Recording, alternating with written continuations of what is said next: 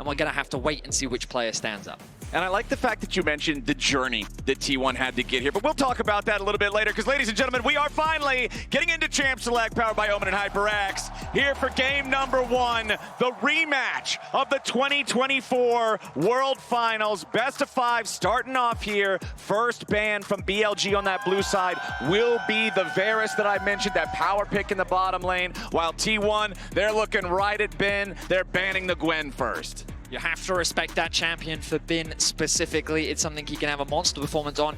It did struggle when playing against Koi. Choosing to run the Ignite is where he ended up getting chain ganked a lot, but still, T1 respecting, they don't want to have to deal with it. The Azir, not an uncommon ban for BLG. Nope. Not something that Knight has a huge priority on himself. And of course, against the GOAT, it's a champion that you really can't afford to give him.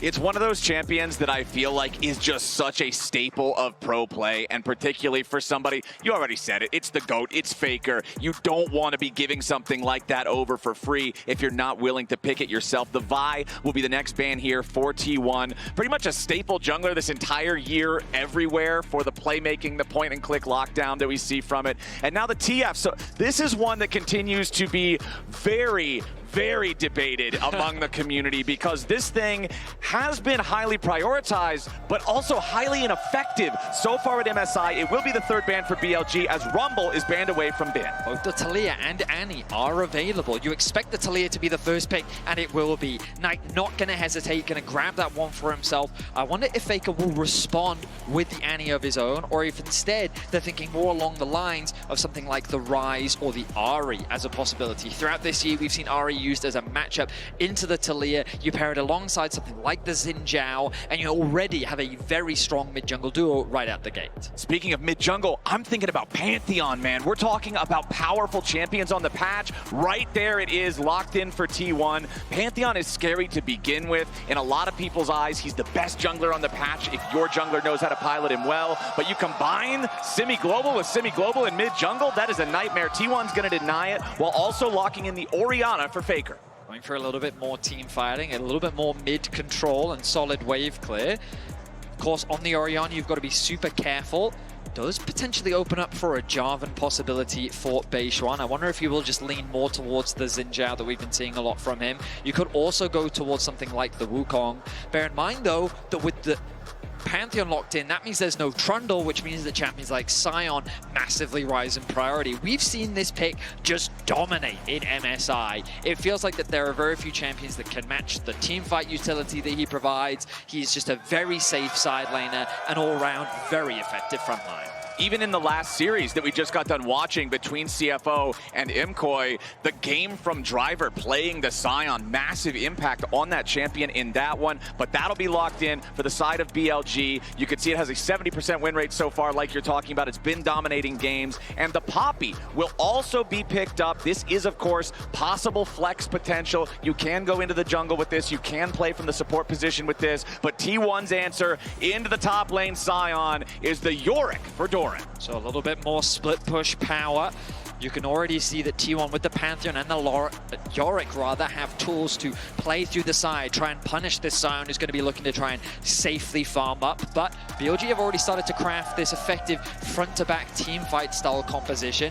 BLG need a little bit more DPS, so I imagine T1, if they're going to look to try and ban, maybe they get rid of some of that long-range tools. They've already decided to target the Karma.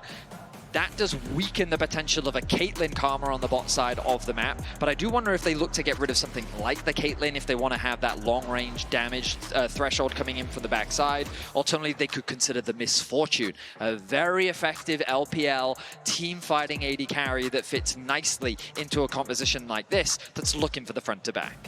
Okay, clock runs down on BLG's next ban, so they will decide to take the Lucian off the table, thinking, all right, if they've already locked in the entire top side, that leaves them open to potentially grab one of these spicy bot lane duos. Lucian's one of the ones that can play very aggressively. They're going to want to deny that from Gumayusi and Keria, especially when you see the Karma banned away. That tells you that you're trying to ban away anything that would be the long-range, take over the lane, oppressive poke style, which is typically something that can shut down these aggro bot lanes. So BLG is going to respond, getting rid of the Lucian as On's Rakan is banned out by T1. These bans do suggest that T1 might be looking at either an Alistair or even a Braum.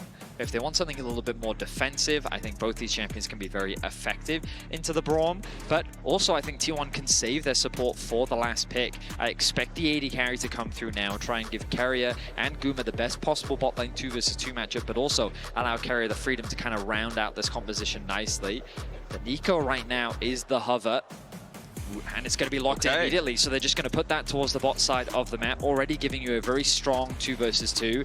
BLG, yeah, they're going to deny the Kalista away from Guma, and they're going to pair it alongside the Renata. Another champion that we really haven't seen have a lot of success so far at MSI. It feels like Kalista really does struggle to get through so many of the frontliners that we have in the current meta, and with Pantheon constantly diving on your face, many AD carries just struggle to play in this current meta. Right, can be very difficult to deal with. One good thing, at least for the Kalista, there is not a true massive tank on the side of T1. Pantheon and Yorick, both bruisers. Yes, they can be difficult to deal with, but it's not like trying to punch through a Scion or an Ornn or something similar. Last pick of the draft, red 5 for T1 is the Jhin for Gumayushi. So Jhin Nico versus Kalista Renata here in the bottom lane. Vedius, I asked this question of my co-caster at the end of every single draft. I got to ask you now, who has the edge here now that we see all 10 picks? I think both comps, honestly, have very clear strengths and weaknesses. I think the BLG want to play a slightly slower game. When you draft that Kalista Renata, my instincts are always that you want to try and play aggressively through the bot side of the map. But with the Poppy, you don't necessarily have the best tools. I think T1 have a lot more early game agency, especially on that bot side of the map. Gumayushi getting his hands on his fabled Jhin when paired up alongside the Nico gives you a very present, very effective bot lane 2 versus 2, and with a Pantheon alongside it, if they can land that poke, T1 is going to set their sights on the dive. So in the early game, I very much like what T1 have drafted for themselves. I think they have a lot of options to get this game going. With Talia on one side and Pantheon on the other, I'm really looking to see how they use these long-range ultimates, how they cash in on the value of these semi-globals to create unfair fights and force these situations that can give themselves an edge. The arena is packed for T1 versus BLG. The energy feels amazing here in Vancouver. And I mean, we can feel it here at the cast today. Yes, sir. The crowd is feeling good. We're getting ready for game 1 of this best of 5. A rematch over the last few years that has gone back and forth, with T1 currently holding the advantage as the reigning world champions. Doran gonna face check. Yeah, Doran walks right into the brush there. Beishwan's waiting, and so is Knight. Doran's gonna take a lot more damage here than he would like to. Beishwan and Knight continue their chase. More rocks are flying out. Beishwan's going in. Doran nearly killed off, but he barely survived. We start off with a very oh, Knight! Knight, oh. That was cheeky. Seeing if maybe he could catch Doran window shopping there, that maybe. was cheeky by Knight. He thought that he could get the finish, but he does not. That means we get a Trader Summoner spells. Doran no flash, Beishwan no flash.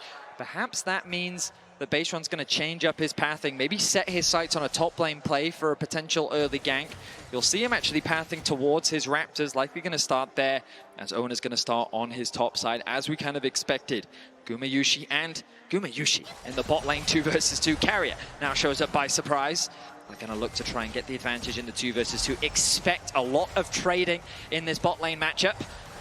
Oh yes, and you can see right here, this is your rematch, 2024 World Finals. It was a full 5-game series, BLG winning, then T1 winning, then BLG winning, then T1 winning, and finally at the finish line, T1 clutched the game 5 for the 3-2 victory to hoist the Summoners Cup, and you know BLG are hungry to get revenge for that loss here at MSI.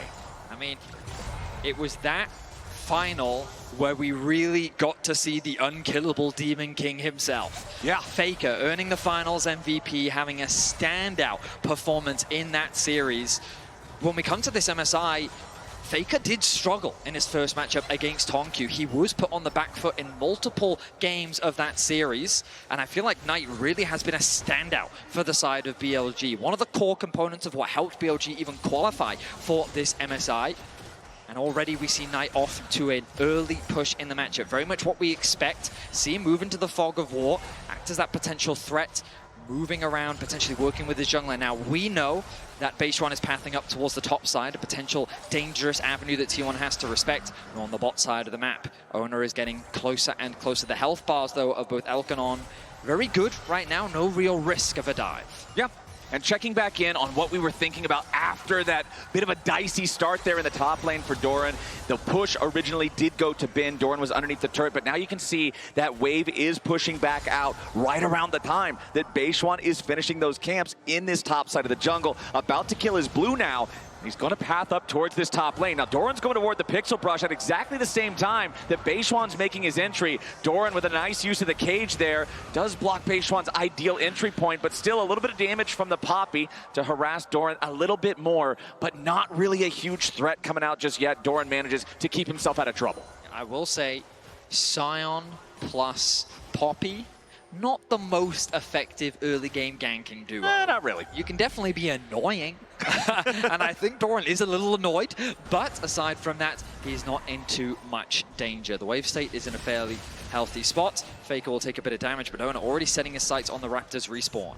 It's the #1 mini game for junglers to play. Mark those chickens, steal them away at every respawn you can get, but Beishuan is here to contest, wants to fight Owner for this second set of the chickens. Owner, though, has the smite on the large chicken. His On has to sidestep the deadly flourish down in the bottom lane scrap at the same time. Owner with control over the jungle of Beishuan here in this red quadrant, as Beishuan will make his way back out.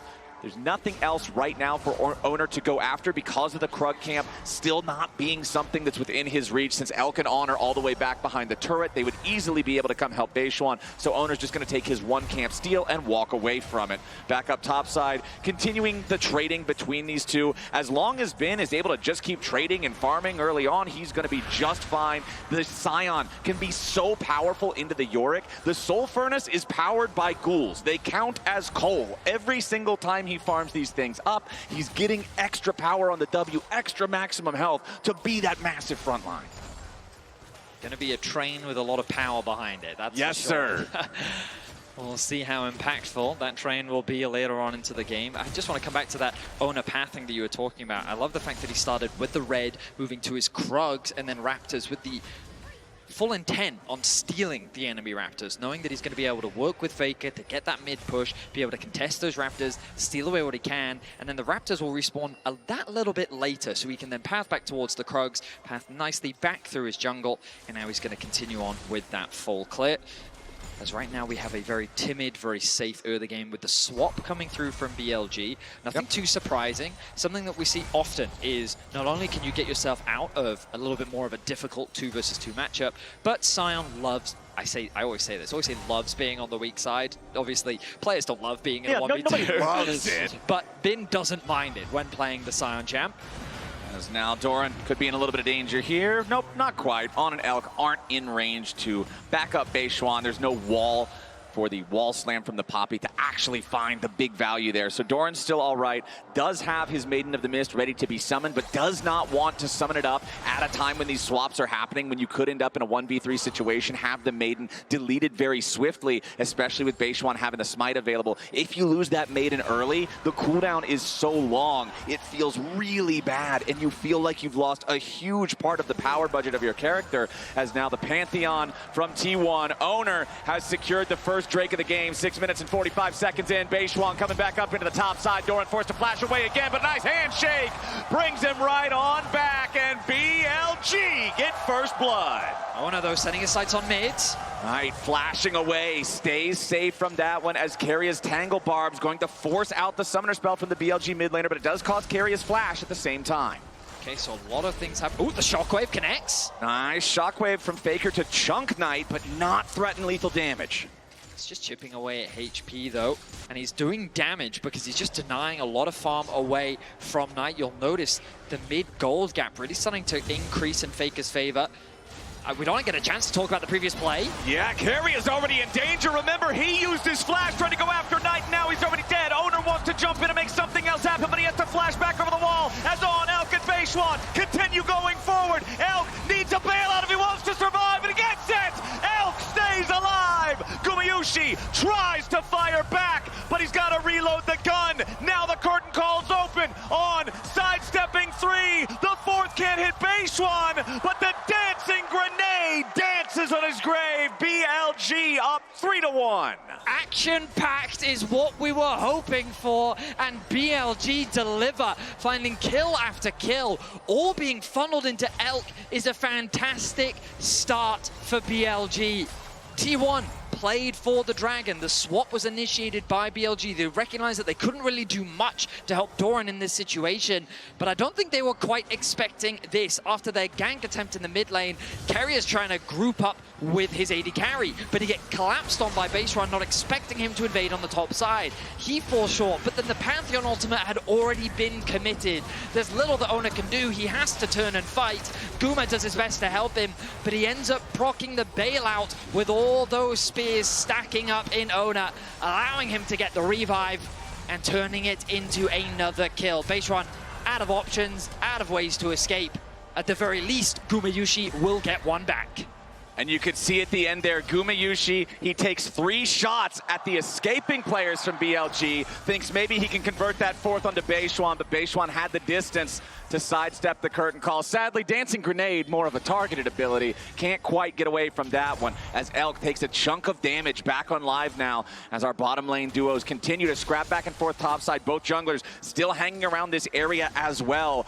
These trios of junglers and bottom laners are so aggro in the early stages of this game. It's a very modest gold lead for the side of BLG, but really nothing to write home about. Bin happy to just ult back down into the bottom lane, clear out the wave. Nice chunk of damage onto Doran there as well. Choo-choo, Bin continues to build an advantage, and it's really him that benefited so much from all that action that was happening. Doran getting killed. He was also able to get a plate in the bot lane on the bottom side of the map. And these teams are violent. They are tied for the highest kills per minute at MSI in 2025. A Clash of Titans is an apt title, given the pedigree of players that we have on stage right now.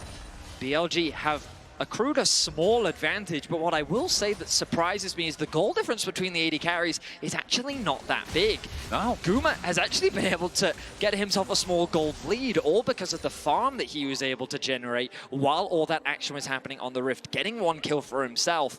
But considering that is a 3-0 Kalista, Guma is kind of unfazed. Yeah, it's a lot of times what we're seeing get picked into these Kalistas that ends up making them not as effective as you would otherwise expect them to be. The power of range, the power of just bullying them away from playing as aggro as they want to. Nico throws out a Tangle Barb, Jhin hits you with a Deadly Flourish into the Dancing Grenade with a hopefully 4th shot auto attack, and all of a sudden the Kalista doesn't feel as empowered to run the lane like she wants to. Gumayushi with a 4-wave lead, almost 5 waves of minions ahead of his opponent. Really feeling good about the state of things there. As you already said it, man, it's just the slightest gold lead for BLG. They do have those first 3 grubs. T1, of course, though, did secure the first Drake, and the next one is spawning in about 25 seconds. You can see T1 trying to get this wave pushed out down here in the bottom lane as Beishuan takes control over that bottom side of mid towards the river for BLG. Getting closer to the second dragon spawn of the game. TP will be used by Knight to return to mid lane. Sundered Sky finished for both junglers as Beishuan fishing for a mid lane play. Not going to find one. It is BLG that gain access to the river first. The bot wave contest is going to be super important as both these AD carries want to be in a position to fight. With the Youmuu's completed for Guma, he should have a slight advantage over Elk. No Blade of the Ruin King finish just yet, but T1 do not want to give this up without a fight. Owner jumps in, immediately goes for the stun on the Knight. Carry with a bomb blossom onto 3, but the backup damage isn't quite there. Owner's going to be chased away next. The Deadly Flourish doesn't hit Elk. Owner's going to take a ton of damage. The bailout from Elk is not there in time. Faker Shockwave finds 2, and T1 get a double kill for their Orianna and take the fight. Just like that, T1 flipped the fight on its head, and they get themselves 3 kills. BLG, it looked so good at the start of the fight for them. Faker wasn't involved. He had to go the long way round. Owner initiates the play.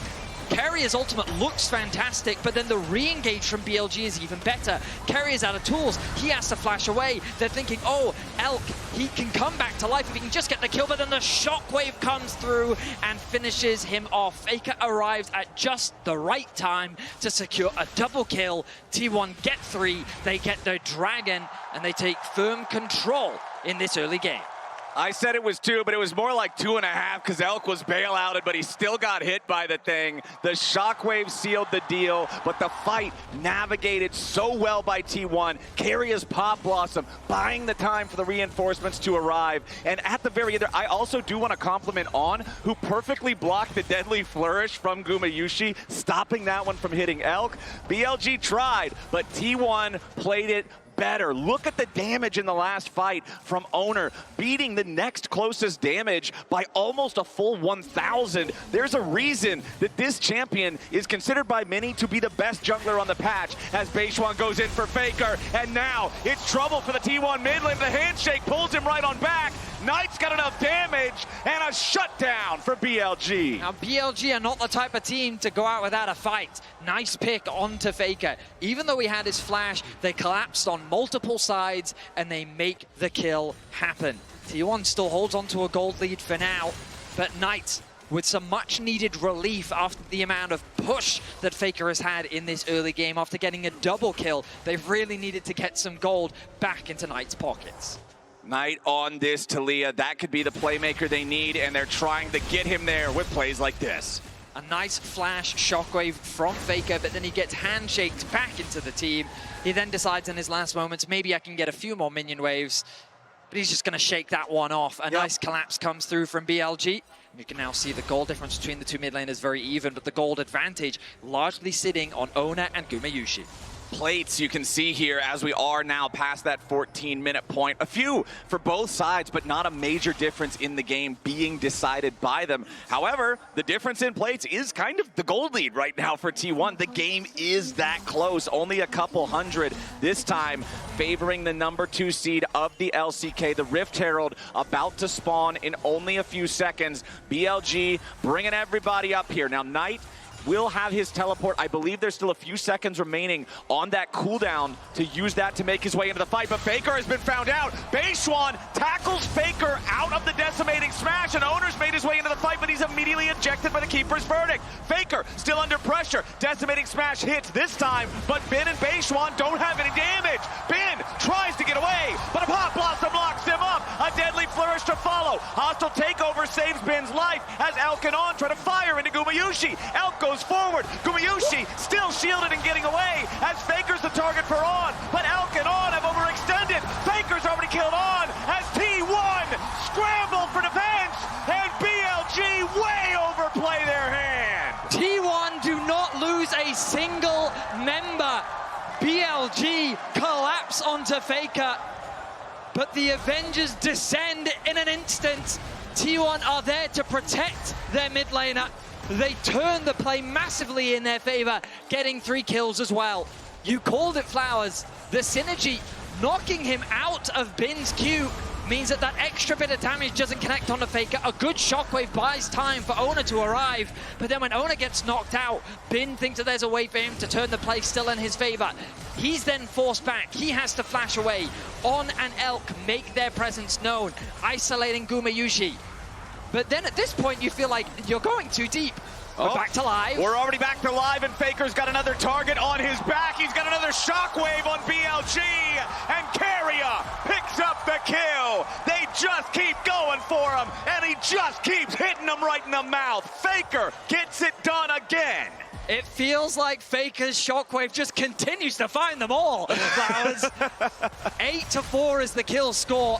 BLG have set their sights onto Faker, but he only finds himself with a single death so far in this game. Dragon spawning, 30 seconds, Bin unleashes. Bin unleashes, he finds a target, but it's only a Nico clone. The power of this ability as now another catch for T1. Spells the end of Beishuan in this river. The death timer's 30, the Drake timer's 15. This is gonna be sole point for the side of T1. 17 minutes into the game. Meanwhile, Vedius, we haven't seen Doran in a while. That's because he's doing a little bit of construction work in the side lanes, flashing forward after Knight. Knight to try to get this kill in the solo. The Maiden in the Mist giving him the lifesteal. He's trying to sidestep. He only needed an inch to get close enough to swing the shovel, but Knight denies it.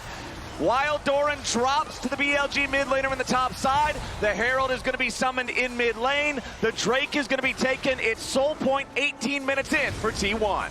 My goodness, T1 is running away with game one. 3 dragons to their name. And while Knight does at the very least get a kill back, it's really only a small amount in the drop of the advantage that T1 has. Doran recognizes that if he just tries to run away, he's going to get chased down by Knight. He flashes forward, gets a bit of health back with the Q, and he realizes, oh, if I can just get one more Q off, maybe I can turn this in my favor. The Seraph Shield's procced. He can't close the gap quickly enough, and Knight secures a kill. Doran largely going to be unfazed by that, though, as he should be. With the lead that T1 have, they're still in full control of this game. Exactly. Doran is the demo man in this game. The side lane turrets have been his targets, and he has been achieving those objectives. 4,000 gold lead, 3 Drake lead for the side of T1. All BLG really has here are those 3 Void Grubs, but Vedius, when you're this far down, you can't get to the turrets. On, forced to be saved by Elk, as Doran's going to take a ton of damage in a counterattack. Nice kill for BLG, and they're about to make it 2. Keria in danger, but now Beishwan stunned up by the Pantheon, forced to flash to survive. Faker flashes forward, but he can't get the distance in time. He keeps looking for more. Owner wants to make his way in with another shockwave, finding its way onto Elk. On drops next. Guma Yushi's got his number, and T1's counting bodies. Another Pop Blossom, another double kill of a Faker. Beishwan dies to a point-blank spear, and T1 runs the rift. BLG get a kill onto Doran, but look at what it cost them. 4 members fall, and T1 are steamrolling over BLG. It starts with On getting caught in the mid lane, but Elk has the ultimate to bring him to safety. Then with the Renata ultimate dropped, Oren is quick to fall. Now BLG see an opportunity to go onto the offensive, but they go too deep. The single target CC that comes out from T1 forces Beishwan immediately on the retreat, and Faker says, I don't need to run away, I need to run forward. I know that I have Owner at my back. The shockwave connects onto Elk, the deadly flourish connects onto On, and then Bin arrives just too late to turn the fight in their favor. And I don't know how Keria found this angle, but he gets the route onto 2. They convert it into 4 kills, and T1 are steamrolling. That Tangle Barb was disgusting to hit them both. T1, 5,500 gold lead now. Vedius, it's only 2.5 minutes, and T1 will claim the Infernal Soul unless BLG can somehow stop them. But everything has gone T1's way for what feels like the past 10 straight minutes. 5.6k is the gold lead. BLG trying to find some footing in this game, but the Soul 2 minutes away. Push on the bot side, push on the top side for T1. They're keeping mid control as well. BLG is being suffocated out of their jungle. Beishwan's found an angle in. This is another one of this play we've seen so often. Faker is the target for BLG. He drops a shockwave, and now BLG's got to be on the defensive. Beishwan channels Keeper's verdict, ends up not needing that one. But now that cooldown is spent. T1 recognizing that BLG now has a very injured front line. They're going to go after the Otacon, immediately ready to start this one up, as BLG know they can't afford to give an objective away when they're already this far down. Faker trying to use the ball to zone On out. Hostile takeover goes through, but it doesn't find much of anything else. Going to be zoned away now by the rest of T1 as immediately you got a problem for Doran. Beishwan takes him down. Curtain call's been opened up. Beishwan might just die here. One last shot goes through with a 4th shot, finds its mark. Now Bin trying to steal away the Otacon, but it's not going to matter. Doran and Beishwan have been traded, but everybody else is still alive. Faker claims the Otacon, and T1 get the objective as they look potentially for more of a fight. Keria thinking about a Tangle Barb here, but he can't get the range in time. Bin still here on the front line, gets caught by the Tangle Barb. Keria knocked into the unraveled earth, but he stays alive for now. Owner steps forward with a shield, not quite enough damage. Shut down from Elk, but Faker takes out 2. T1 unrelenting as Keria kills Knight over the wall, and only Bin is left standing. Gumayushi fires another shot, but it's a triple kill for Faker to seal the deal. T1 will leave no survivors. The Arakan was not enough. They saw blood in their eyes, and they took out the rest of the BLG roster. A tier 2 tower will fall, and it looks quite separated. BLG pick a fight on the top side, while T1 set their sights onto Elk. The cleanse is good from the Kalista. He creates enough space, but now he's out of the fight. While they do get that pick onto Doran, Gumayushi responds with so much damage onto Beishwan. The fourth shot connects. It ends up being a 4 versus 4, but BLG just don't have the HB to play with. What surprised me is T1 said, we can still fight this. Look at the TP on your minimap. Faker comes in from the angle. He comes through the fog of war to come in from behind BLG, unsuspecting. And Faker makes the magic happen once again. A triple kill for the Orianna. Knight gets killed over the wall. And T1 with a statement game here to start off the series. Faker's Orianna is a miracle worker in this game. He has found so many plays, so many counter plays, and T1 now with an Infernal Soul with 20 flowers of a lead thanks to the Otacon harvesting everything for them. They are so strong. BLG will need a full-on miracle to not drop this game 1 in our best of 5 World Finals rematch. Beishwan out on the map trying to see if he can get any sort of useful information, but it's so tough, Vedius. Look at all of the vision placed down by T1. They've got wards all over the jungle. Damage dealt in the last team fight, nearly 8,000 on the Orianna. It's almost as much as I actually think it is as much as the entire enemy team put together. Doran flashing away from the unraveled earth, manages to not get caught out there. And T1 just continues slow and steady pushing up until they get their moment to make something happen. Fake Faker and real Faker stepping up to just completely scare BLG all the way back. And we've got 20 seconds until Baron spawns. T1 just fishing to see if they can find anything, but not wanting to overcommit because they know you get Baron, you walk it down a lane of your choosing, you win the first game. So much of this game has been about Faker, but the quiet carry, Gumayushi, with a 3-0-13 scoreline. Faker, though, the target. Faker caught, handshake from On. This could be huge, but Faker with a nice shockwave ready to turn it around. The hostile takeover ain't gonna do anything as On tries to get away, and Baseone flashes back over the wall. Owner ready to hunt him down. The spear doesn't hit the target, and now On right back out of the Kalista ulti, trying to stay alive. Faker with a nice use of the stasis, keeping himself alive and healthy as the curtain call opens. BLG gonna take a couple of shots from this one, has been body blocks for Knight. T1 won't get any kills, but it's a big win in terms of health bars, and they head back up towards, wait a second, Beishwan's going on a magical trip. Okay, he will at least be able to escape for now, but the enemy jungler's at 10% HP, and he has to recall. T1 sees the green light to go for the Baron. Exactly that, Flowers. It's too difficult for BLG to contest this objective. They're still gonna try, though. The TP comes through from Knight. It's a full send from BLG, perhaps, as Keria goes in. He finds the pop blossom for the BLG mid laner, and Knight is already dead as the fight starts. Ben's made his way into the back, but Faker will not be threatened by a Scion alone. Owner continues pressing forward, and Gumayushi puts the kill shot into On. Beishwan's the next to fall, and Doran buries him. T1 with a Baron plus 3 kills will force their way into the base. Elk continues fighting and kiting and trying to get away. The deadly flourish doesn't connect, but it gives them enough space to get the kill right after. Guma's unstoppable, and only Ben is standing. T1 slam this first game. Gumayushi involved in 20 of the team's 22 kills, has the Nexus in his eyes, and is looking to close things out. The Nexus turrets are nothing but a formality. Ben's health bar, the same thing as T1. It was close for about 10 minutes, and then it was not ever again in this first one. T1 takes game 1. A dominant showcase from T1 as they dismantle BLG. Awesome showing from the LCK number 2 seed. Let's head on over to the analyst desk to break it down. The atmosphere is absolutely phenomenal here in Vancouver.